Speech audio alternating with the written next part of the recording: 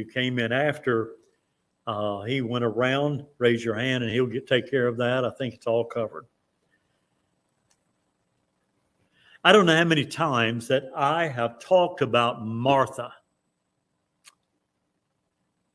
And I'm afraid that I haven't always, it wasn't that I was trying to be mean to her. It wasn't that I was trying to, kind of like we talk about, throwing somebody under the bus. But she was out. That mine or y'all's? Hear a horn going off outside. My keys are up here. Okay. Whose? Okay. Mighty fine, as long as it's not mine. Okay. At least it's, well, I don't know. It might have been good if it was the trumpets of God. That's what we're looking forward to. It.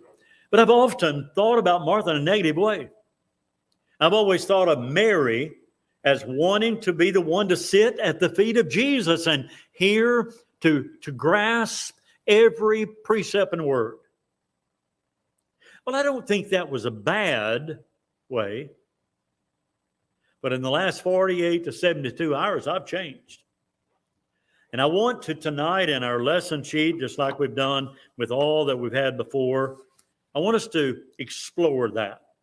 The way I want us to do this is by reading Luke chapter 10. And let's begin at the very beginning where it speaks about Jesus. In Luke chapter 10 and verse 38, it says, "Now it came to pass as that was Jesus and the apostles, that they went, that he entered into a certain village, and a certain woman named Martha received him into her house." The word "receive" there would be found in another translation as welcomed him, bid that he come. We can go over to another place in Acts 22 or in various other places, Luke chapter 10. And not only that, but also I made reference to it on the backside.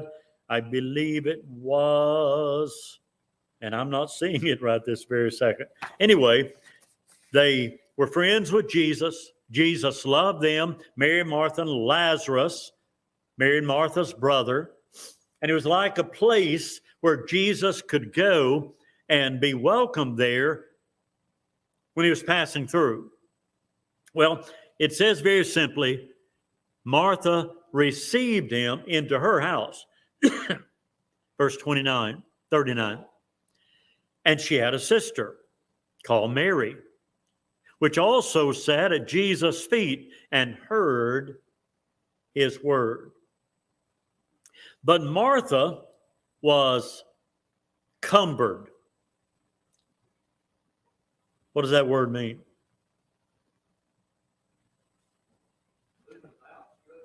Kind of put out with it, burdened down with it, perturbed. That's words that are synonyms that I've often used. She was cumbered about. She was kind of put out or aggravated at her sister, and explains why. She was cumbered about much serving, and came to Jesus, him, and said, "Lord, dost thou not care that my sister hath left me to serve alone? Bid her therefore that she help me." And Jesus said, "Martha, Martha, thou art careful and troubled about many things. But one thing is needed, and Mary hath chosen that good part, which shall not be taken away from her." I wanted to stop about 5 times in the reading of that. And I want to go back and accentuate some of the phrases. 1 or 2 of them that changed my perspective, gave me, I believe, a deeper, better understanding. And I look at Martha It wasn't that I was unkind, but I think a kinder way. It wasn't that I was trying to hurt her, but it wasn't that I was kind of on her side either. Number 1, verse 39. Martha had a sister named Mary. Look at the word, words later, which also. I told Ladon driving down tonight, I hadn't really noticed that so much. I know I've read it time and again. Mary's not the only one that sat at Jesus' feet.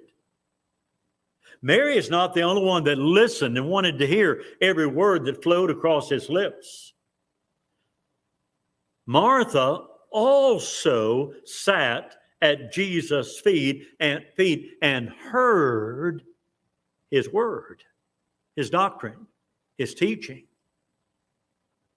Here was 2 ladies that loved him and was in awe of him. I think it will also help us if we'll kind of go back. I think it's mentioned up there at the top, point 2 in the introductory choice facts, the ancient posture of learners or disciples or followers. The posture of a learner, of someone who really was serious about being a disciple, wanting to walk in the steps, wanting to be a follower, a genuine, true follower of Jesus.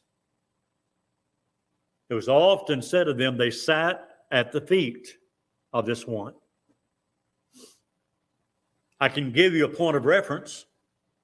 In Acts 22, Saul of Tarsus. His initial conversion is found in Acts 9. Acts 22 and Acts 26 is when Paul is telling about his background, how he was from Tarsus. He was from the area that was known the learning center of the world. And Gamaliel was the highest, most respected teacher. What does it say of Saul? He sat at the feet of Gamaliel. Just like Mary and Martha sat at the feet of Jesus. Now, I need to also add, got to go back now, we're talking about 2,000 years ago approximately, close. The culture at that time. Women were not viewed as teachers. The culture at that time very much was the subdued. They were not highly esteemed. Now, Lydia, if you remember a few weeks ago, we studied her and she and other women were down by the river, and that was their protocol. They're accustomed to going there and studying, and all of that was done for a right reason. That was perfect. But not in the church, and not certainly to usurp authority over man in 1 Corinthians 14. So you've got to understand Mary and Martha also through that set of precepts or thoughts. That being said, do we not have the right to conclude how that Martha received him into her house, verse 38. Martha also sat at his feet, verse 39. But then verse 40. Martha was burdened with much serving. Who all was she cooking for? Here's another little caveat. Well, I'm not trying to read between the lines and add something that's not there, but she invited Jesus and those with him. Well, it just said back in 38, now it came to pass as they went. Who's the they? Not only Jesus, but the 12. Well, there's 13, Mary, Martha, and Lazarus. At 16. Is it not reasonable? Maybe, and I'm not trying to add what's not in the text, but others might have been there too, knowing Jesus was there. She might have been, we know that it's over a dozen. It might have been quite a bit more than that she was fixing a meal for. She had just, as they were passing, it came to pass as they went that they entered into this village. Martha saw Jesus and his entourage and welcomed him to the house. All right. I know that some of you are awesome at canning, at freezing. I haven't seen in Marlene Baker's freezer, but I've been the recipient of it before. And I think that if somebody was coming along and all of a sudden there was an urgent need, how long would it take you to fix a meal like that? You and Randy together. Pretty quick, I bet, right? You can throw it together. You see, I'm saying that complimentary. I mean it from the depth of my heart. And there's several of you that can. Bryce and Francis came up there yesterday at the shop and walked in the door, and here was stew, beef stew and chicken stew and crackers and bread and all that. And all of a sudden on our table, we didn't know what was going to eat. We did after they walked in. Well, I don't care if you got it from Marty's Shack, Stew Shack. You see, we improvise. We do what we have to do. Back then, it wasn't quite I don't think there was a Marty's Stew Shack back then in Jerusalem. Bethany was 2 miles out of Jerusalem. That being the case, I don't believe it's adding to the word. You see, John 20, 30 and 31 says, and many other things truly did Jesus in the presence of his disciples, which are not written in this book, but these are written that you might believe. I think God has told us all we need to know. And it's not an abuse of the text for us to say, okay, how long is it going to take to fix this meal? What all is going to be involved in this meal? They're about to have a meal there with quite a few people. Mary and Martha sitting at the feet of Jesus. I get this image. Martha realizing what has to be done. In this home that was renowned for it being hospitality extended. Knew what all had to be done in fixing the food and getting ready. Got up. Started working. I asked the question over on the backside, top of the page, was Martha correct in focusing on the hospitality needs at that moment? Your answer, what would that be? Yeah. They were passing through. I can just imagine any of us, if all of a sudden we had somebody drop in whom we respected and loved beyond honor and praise and respected what they were doing the Lord's work, and all of a sudden we might say, when's the last time y'all ate? Are you hungry? Can I fix you something to eat? And the response might be, yeah, we haven't had anything to eat since late yesterday. Traveled a long way today. That would be so appreciated. Well, you can just hear the cogs working and going to work. And they're pulling something out of the freezer or maybe leftovers, thawing it out real fast in a microwave we'd have to do. And all of a sudden, here's Martha running around like a chicken with the head cut off. Mary just sits there. But I can see Mary enamored, captivated, the words of her Master and Lord. And it's not so much that maybe she hasn't even thought of what all has to be done. She's still just listening, sitting at the feet of Jesus. But Martha gets it. Verse 39, 40 rather. And she's burdened, cumbered down over that much serving. She needs the help. But there's another little quirk. My mind may be going too far. I don't know. I hope I'm not. As much as Jesus loved them, as a home of hospitality that had been extended to him various times, according to Scripture, when Lazarus died, that's who they thought of was Jesus. Mary and Martha wanted him there. They ran to Jesus when he was not even quite there at their house after Lazarus died. This was not just a common person coming along. But the way that I get personally, and I did dig into some of the original language,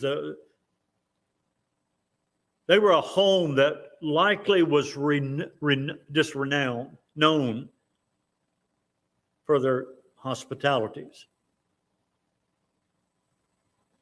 But then I thought of some of you. Are you listening? I can speak for Donald right now. And if Donald spoke up, he would be able to say, I don't know how many dozens and dozens and dozens of meals that y'all brought to his house when Peggy was low. I don't know how many times Joyce, Marlene, Francis, Melissa, on and on and on, Joanne. Please don't, I'm not leaving any out on purpose. I'm just calling names saying, I know how many times y'all have been to Ms. Bell's and Estelle's and just precious people here. That's you right now. You know, they know you by that. The casseroles. Is it not likely Mary and Martha was known the same way? They were only 2 miles from Jerusalem. I don't know how populated it was in Bethany versus Jerusalem. Maybe it was just around Bethany where they took care of people. They were loving and kind and hospitable and met the needs of those that were sick and depressed. Maybe those who had had a husband, a father, a brother martyred because they were following Jesus. And here these precious ladies were taking food to help them. I don't believe that's a stretch beyond accurate perception at all. Here's Martha going about doing her thing, shining her light, Matthew 5:16, let your light so shine. In a dark world of sin, Philippians 2:15, we're to shine our lights. Which is wonderful. To have that precious, divine moment of listening to Jesus is also wonderful.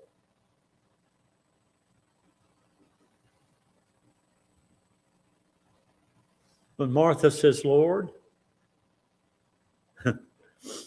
maybe we can just hear her. Lord, tell my sister to get up from there and come help me. I need some help, Lord. I'm fixing to make you a casserole and some beans and potatoes. Boy, that's adding to the word. But Jesus takes this awesome moment and turns it into a beautiful teaching opportunity. Verse 42. Martha, verse 41 rather. You're careful. The word careful here would be another good word to add in there would be anxious. That's a good synonym. Martha, I know you're anxious about this. I know you're kind of upset and uptight about it.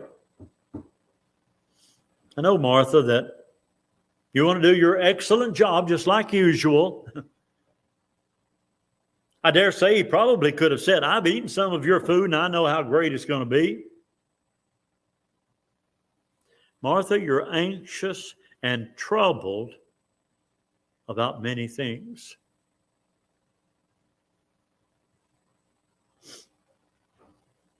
I want to pause there and I want to flesh it out a little bit for us. We're kind of the same way, aren't we? We get in our mind, this needs to be done. This is something that's good, and I need the rest of y'all to help me on this. I don't understand why y'all are not really doing more on this a little bit quicker. I've never heard any of you say those. I'm just making that up. But you see, those things that we personally may be involved in, we know are good things and good works, we kind of get it in our minds. Folks, this needs to be done and quicker. Martha. If we were to say any of that, it's not that I or anybody else that might say it would be intimating that, now what y'all are doing right now otherwise is not important, but what I'm thinking is no, what we might be speaking about is what's on our mind, kind of in front of us on our plate, and we're not really thinking about what you're thinking about as much as I'm thinking about what I'm thinking about. Martha.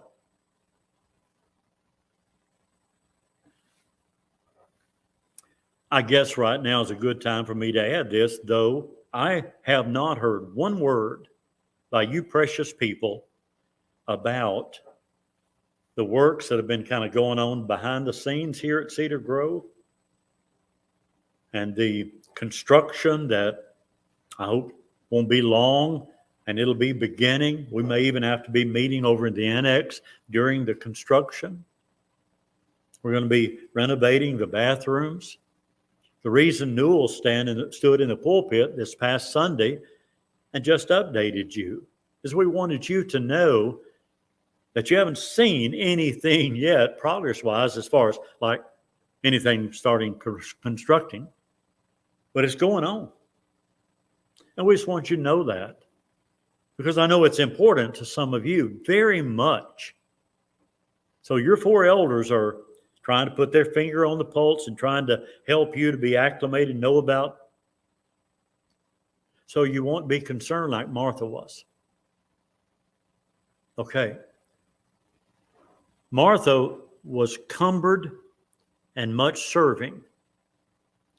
And she accused, don't you care that my sister has left me to serve alone?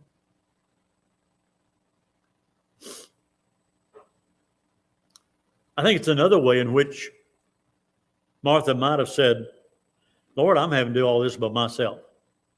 I really need some additional help. Did she? Point number 2 on the backside, was Mary correct in focusing on sitting at the feet of Jesus at that moment? If you think she was, raise your hand. Yeah, I agree. Cannot possibly fault her, even if it meant delaying the food, the meal. Newell?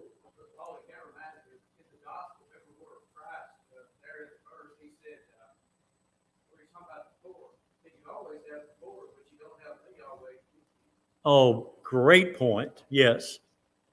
The Lord was saying in that situation, yeah, the poor is going to always be with you, but I'm only here for a short time. God from heaven said, this is my beloved Son, hear ye him. The words of Christ on that Sermon on the Mount, Matthew 5, 6, and 7, profoundly simple, profound and enamored those people, mesmerized them.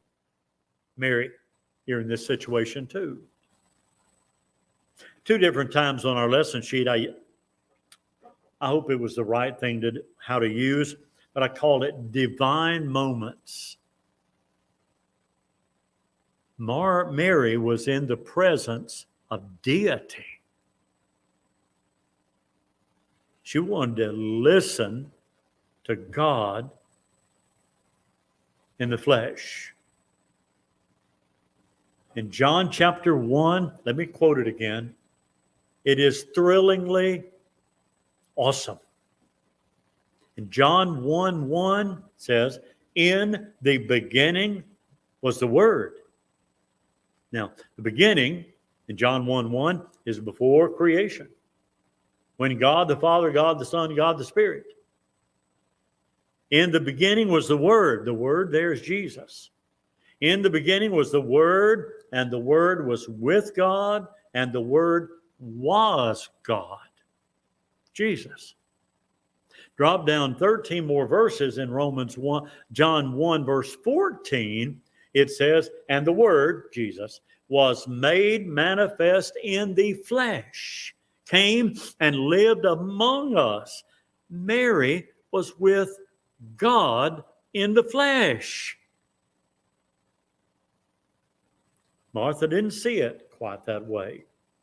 She wanted help for a good purpose. But right then, she was hearing the words of Jesus. Donald, please. Do you have your hand up, Donald? Okay, share with us. Okay.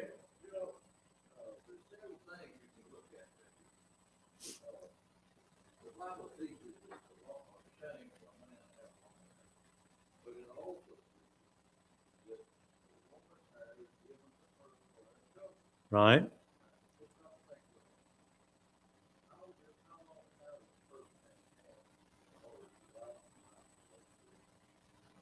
Say the very last part again, please.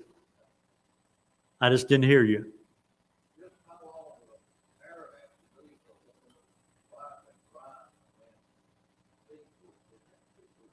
I'm glad I didn't hear you the first time.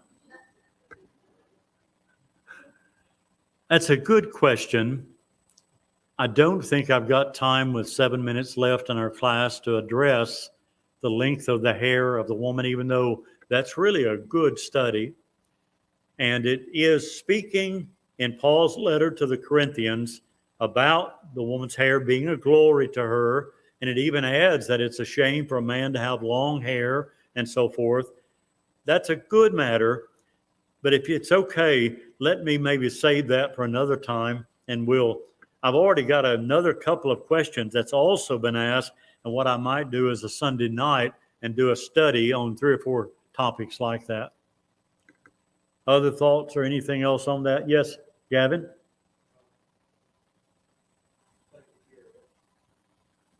What did he say? Nothing? Okay. So, in the short time that we have, I want to say there's a couple of points. I've got it highlighted here. Go to the bottom of page 2. Number 1. How do we view sitting at the feet of Jesus today? Number 1, how do we view it? Number 2, how do we do it? First of all, take the second one. How do we do it? That's right, Joanne. We are sitting at the foot of Jesus, at the feet of Jesus right here. And many other words truly did Jesus, deeds and actions and words that are not written in this book, John said in John 20. But these are written that we can believe, and believing have life in his name. Jesus, God said, hear you him. Listen to him. Jesus said in John 14, I am the way, the truth, and the life. You can't go to the Father but by me. I've got to sit at his feet. In studying the last time, I believe it was, that I studied about the Lord's Supper, and the institution of that is recorded by Matthew. Try to visualize what it might have been to have been there. With the disciples gathered around, They did not have a big table with big captain's chairs scooted under it. They usually sat on the ground, maybe on skins or woven cloth. And if I understand it and I've read it correctly, most of their feet would be kind of in toward each other's. They would oftentimes, and if you remember, Peter, James, and John, the ones that were close to Jesus, loved Jesus. Jesus loved them, loved them all, but maybe to a different level. The reference is made of how they laid over on the chest of Jesus. In reading that, I have wondered, oh, how precious it would have been there, to have watched, to have listened.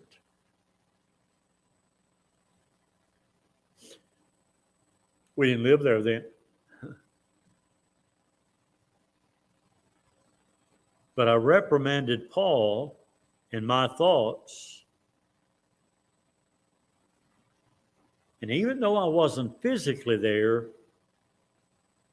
but I can go there. I can be just like Mary. I can hear the words of Jesus and sit at his feet. The divine, the precious words of Jesus. I don't know if he had a deep voice. I don't know if it was a high-pitched voice. I don't know. Don't care. I can hear, not audibly, but when I read in this book, it should cause me to tremble, as it were.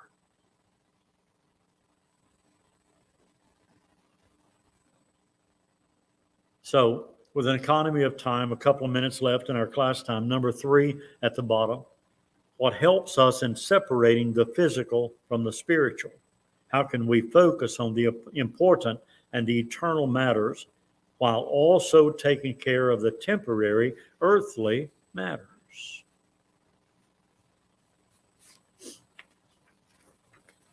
The hay's got to be cut.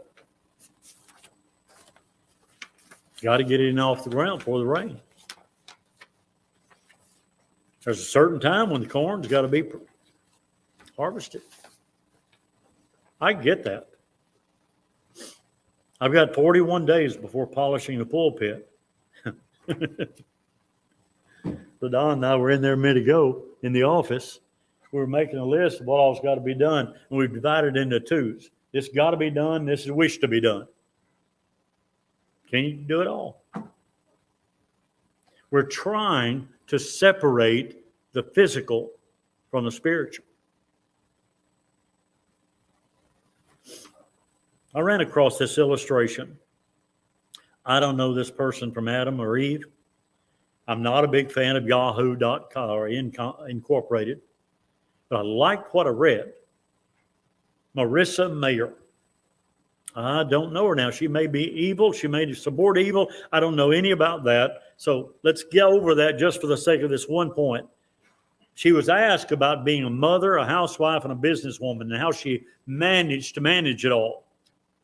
Her answer was this: I prioritize, ruthlessly prioritize, can't say that word, and God is my top priority.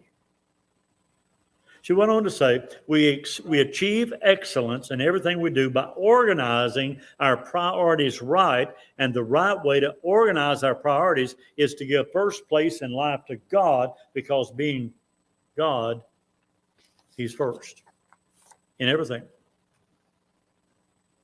I couldn't answer really my own question. I ran across this after I'd already wrote out and printed these lesson sheets today. I couldn't answer it better.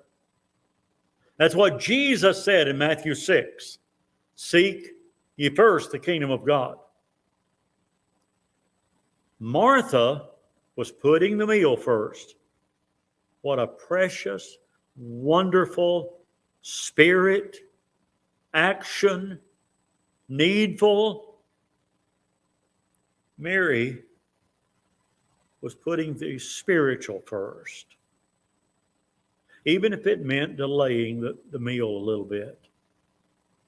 To sit for those moments with her master, listening. Jesus called it the good part. I hope that's number 12. We've now done an Old Testament man, an Old Testament woman, New Testament man, New Testament woman, and we've done that cycle 3 times. That's number 12. I'm going to keep on for a while. I hope that these are helping you just a portion as much as it's helping me in going back and restudying and looking at how it can apply to our lives today. Bryce, please. One of my Bible has a Bible dictionary that talks about various characters of the Bible. And so happened that Martha and Mary are listed together. But it lists 6 points about Mary. The last point being number 6. The Christian woman at Rome, who was, according to Paul, among the 616, an active Christian. Wow, an active Christian woman. Yeah. I would, no doubt Mary, but I would also say Martha. Paul would not have spoken negatively against her either, because she was about the Father's business. It was going great. So good. And we can learn from that. And those notes in his Bible indicate others think the same thing in that beautiful way. Next week, we'll go back to an Old Testament man. And I don't know if you noticed or not, maybe you did. In the bulletin, I've already kind of penciled in what's going to be for the next couple of weeks, sermons as well as the studies here on Wednesday night.